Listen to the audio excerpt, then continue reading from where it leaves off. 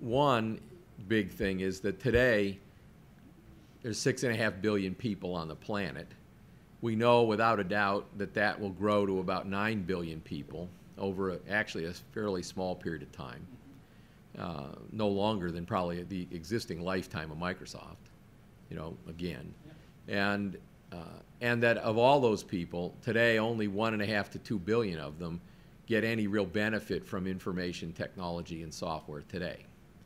So there are many societal problems that, I think at their root, are derived from the fact that there's so many people out there who, through mass communication systems, now are aware of what they should aspire to, and that in some sense they have a moral entitlement, to get to that point. But that only puts, in one sense, more strain on the system as we know it today, because we don't know how to translate these rich world capabilities to that many more people. And arguably, the more that disparity exists, the more it becomes a root issue in sort of the geopolitical evolution.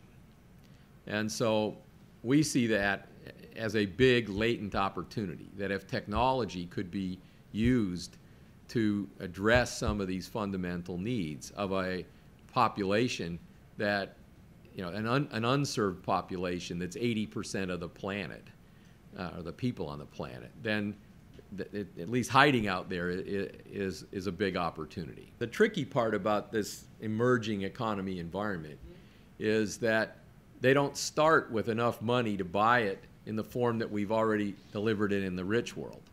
And so you have to decide what is it that's going to allow this to be acquired in a way that it tends to spin up the actual total economic output of that part of the world, so that this is not a philanthropy, or a welfare activity. It's essentially a self-help model of bootstrapping these things. And I think that's essential because, particularly given the current economic stresses, the rich world will find itself even less capable and likely to want to divert its own resources to dealing with the welfare requirement.